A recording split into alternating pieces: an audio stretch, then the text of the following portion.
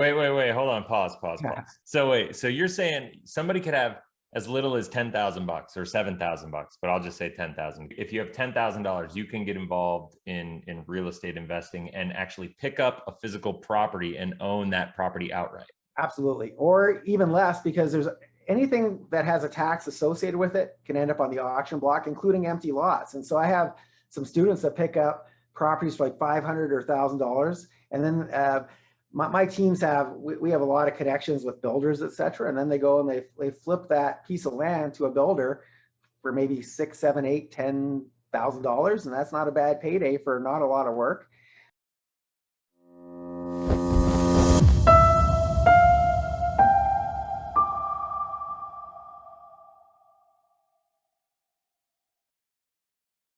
But my favorite county is Harris County, which is in Texas. And it's basically the greater Houston area and some of the surrounding cities. But in Harris County, every month online, they publish a list of properties that are going on the auction block, usually within 3 to 4 weeks. But as you can imagine, the people who own these properties have a great amount of distress. They're kind of at the final stretch. And you have to remember, these people have probably been getting stuff in the mail from the county for years, and it always says, hey, if you don't pay, eventually we're going to auction your property. And after a while, people become immune to it because they just keep saying this, yeah, whatever, you're not going to do anything. They're just going to keep sending you letters. Well, eventually when you get that letter in the mail, it says, hey, your home is going for auction on the first Tuesday of the month, which is when the auction is. And you've got 3 weeks to either pay up or get out. Yeah. Then it becomes real for these people.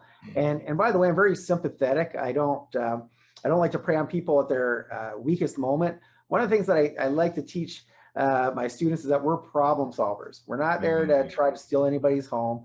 We're there to problem solve. And because we get this list 3 weeks in advance before the auction takes place, to me, I see that as an opportunity to help a bunch of people in distress. And so one of my favorite strategies, and I used to run a company called Foreclosure Fixers back in the last really big recession, 2008, 2009. Nice. And I would send out marketing materials that would say, we can help stop the foreclosure, or we can help keep you in your home. And it worked. That converts a whole lot better than saying, hey, we buy homes for cash, or we buy ugly homes, or whatever. It works a whole lot better because that's probably the first piece of good news that these people have seen in a long time. Usually you're getting stuff from banks, collection agencies, etc. People trying to prey upon them. And so I literally would try to help them stay in their home. And so there's 2 different types of people that would call me off my marketing. The first type are people, sometimes bad things happen to good people. And I can't think of a time in history like right now where more good people are being affected by they're being affected by the pandemic, not just from a health perspective, but they're losing their jobs, they're losing their businesses, and they're in trouble. Now, some of these people though are going to go and get another job, or they're going to start another business. And maybe they can't afford the arrears. Maybe they got behind $5,000, $10,000, $20,000. They can't afford the arrears, but they can afford the monthly payments again because now they're working. And so for those people, I would typically help them stay in their home. Quite often I would pay off their arrears. If they owe $20,000, I'd loan them $20,000. Of course, I do things to protect myself, but if they don't pay, I would get the property. And there's different things you can do to prevent them from not paying you. But I would loan them money, help them stay in their home, and create a win for them. I'd of course make some interest. It was a win for me. But then there's a second type of person, and these are people that they tend to live beyond their means. They usually have way nicer car than, well, actually I don't even have a car anymore because I'm a nomad, but when I have a car, they sometimes have a nicer car than me. They'd always have a way bigger TV than I had. And but anyway, there's a lot of people that like to live beyond their means, and they're just really, if they miss one paycheck, they're already behind the 8 ball. Yeah. And so people like that, you don't want to loan the money. If you loan the money, you're giving them a Band-Aid. And once they pull that Band-Aid off, they're not going to be able to pay you back in addition to all the other people that they owe money to. Yep. And so you don't want to do that. But for people like that, I like to do what I call give them a soft landing. And what I mean by that is, you're sitting across the table from somebody who is very, very distraught. They're in a really bad position and they're very desperate. And it'd be easy for you to go there and get the home run and just say, hey, I'm going to give you nothing, but I'll try to save your credit. Get it. How soon can you move? Get out. You could do that. I don't know how you would sleep at night if you did that, but there's lots of people who do. They do that sort of thing. Instead of going for the home run, I would always leave something on the table for them. So I'd always make sure, number one, that I give them a plan of action. I say, hey, here's how we can help get you back in another home, something more affordable for you. And here's the steps. I'd give them some credit counseling, etc. Quite often I would put them in one of my other properties that was more affordable. Sometimes I'd do a rent to own, create a rent to own for them so they could, instead of having to go straight to renting. But no matter what, I'd always make sure they had a damage deposit, several months rent, money for food. And I would always leave them in a better position than when I found them. And it was a win for me too. It wasn't where, okay, well, they're benefiting and I'm losing. I would get their property. I'd obviously get it below market value, fix it up, make some money on it, or turn it into a rental property. But I'd always make sure these people were in a good spot. And quite often, if they lost their job, chances are they worked with 10 other people who lost their job. And so they'd send their friends to me. And then next thing you know, as some of these people who were in arrears, I get them caught up. Sometimes they're in arrears with the bank, and I get them caught up on their mortgage. And these, especially the private lenders, would call me up and go, "How'd you make that work?" And it's like, "Hey, I've got a whole bunch of other people in the same boat as this person. Can I send them to you?" And so it didn't take long before I didn't even have to do any marketing. It turned a very, very successful business. And it also gives you the upper hand because now you're not just going to the auction is a great strategy and you can make a lot of money doing it. But if you can get to these people before it ever hits the auction block, it gives you a pretty big advantage. And the other piece of it is you feel pretty good because you're helping people and they're sending their friends to you because they're ecstatic. And then you're not just abandoning them, then you're there to help them on the way back up because they bounce back eventually, and eventually they need a home again. And guess who gets to help them do that? Me. And so it's a much different experience than, hey, we'll just pay cash for your home and we don't care what happens to you. It's a way different experience. And I know some of you are saying, well, I'd love to be able to do that, but I don't have the money. Well, that's why I taught you wholesaling first. You could find that distressed homeowner, call somebody like myself, say, hey, I found this deal. These people are in trouble. How can we rescue them? And how can we create a win for them, a win for me, and a win for you? And so that's why wholesaling is so powerful, because you can do it in a lot of different circumstances. But then there's a third thing. I call this a trifecta of real estate, by the way. So the first part is taking that list, contacting the people, trying to create a win-win for them before they lose their home to the auction.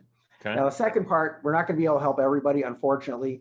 The auctions aren't going away. There will be some homes, a lot of homes that still make it on the auction block. And then we're going to try to pick up the properties there. And in case you're thinking, well, how's that a win? Well, the counties use that money, by the way, to keep their schools open and keep their police force going, et cetera. And so if they didn't know they could get this money from investors like us, they wouldn't wait 2, 3, 4 years before they put on the auction block.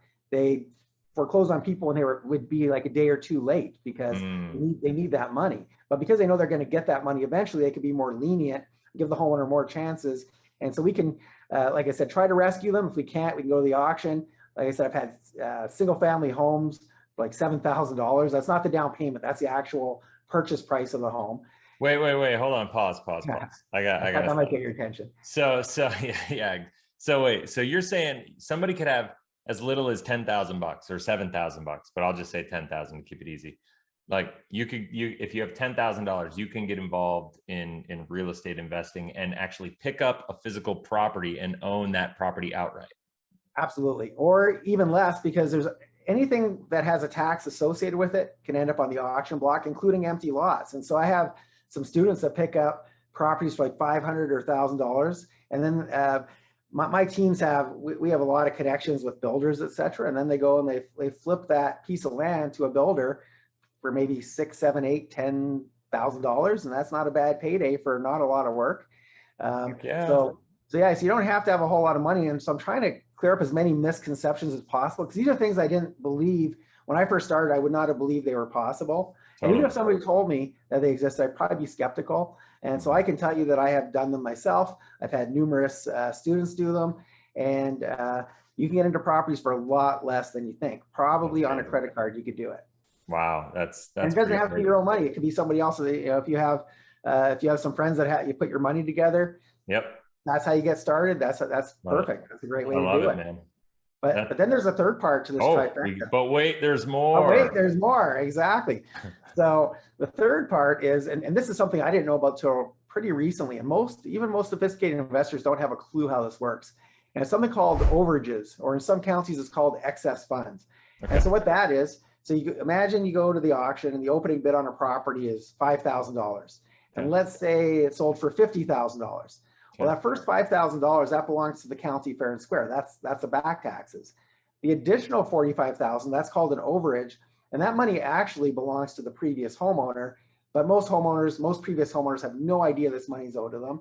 The county makes very little attempt to contact them because after a certain amount of time, that becomes their slush fund. They don't have to, there's a statute of limitations. And so after a certain amount of time, they don't have to give it back to the homeowner anymore. And they get to do whatever they want with it. And I don't even want to know what they do. I can't even imagine what they do with it, but I'm sure it's not good. So, so it makes me really sad to think that somebody just lost their home. They probably are either homeless, living on a friend's sofa, moving in with a relative. They're not in a good spot. And if they had this $45,000, it would change their life. Like literally, that would be a game changer. And so the third part of the trifecta is going and tracking down these people, saying, hey, listen, Chris, I know somebody owes you $45,000 and I'm willing to help you get it. I'm willing to do all the paperwork. I'm gonna go and do everything necessary to get you that money, but I want a certain percentage of it. And depending on how nice you want to be, you can take 5%, 10. I know somebody takes 40. I know some people take 50. And that's up to you, but it's still a win because these people had no idea this money was coming to them and they would have never known about it. It's like whatever you can do for them is just added value to their life, no matter what, compared to what they were doing. Absolutely. And so, and this strategy requires very little money because you can get the list usually for free of what the home sold for, what the overage amount is. And sometimes you might not be able to track them down easily because a lot of these people don't want to be found because predators looking for them. But sometimes you find them on everybody. Sometimes a neighbor where they used to live can tell you. Sometimes you can find relatives, and sometimes if you have a little bit of extra capital, you can pay a skip tracer, which is kind of almost like a detective, and they do the work to go find these people for you. And of course, these people like to be found when there's money coming to them. So. So anyway, it's a really cool strategy because it requires very little capital. There's no risk if the people say no. Well, then it just took a little bit of your time. And it's a massive win-win. And it drives me crazy if you think about it. If you go to 7-Eleven, it's still a candy bar. They're going to take you down to the police station, and I never had that happen to me, luckily. But, sure. Well, I do like my chocolate, so I've been behaving. But yeah, they're going to take you down to the police station, and wow, man, who knows what's going to happen to you after that? I imagine it's not good. But you go steal billions of dollars of people's money and anyway, it drives me nuts. What percent of deals do you think wind up having overages? Probably 95% of them, because almost all of them get bid up past the opening bid. Holy crap! So, almost all of them. So there are literally. Put it this way. When you say there's billions of dollars involved, like there's billions of dollars. I mean that literally, and maybe even trillions. I don't know. And there's excess funds besides in real estate too. There's people who had dormant bank accounts. Okay, there's lots of different things. I have one problem with this. I've known you for 7 years, and this is the first time you've told this to me. I know. It's like, well, it's insider secrets. No, but the truth of the matter is there's just so many ways. And so, when somebody says, "Oh, what's the best way to make money in real estate?"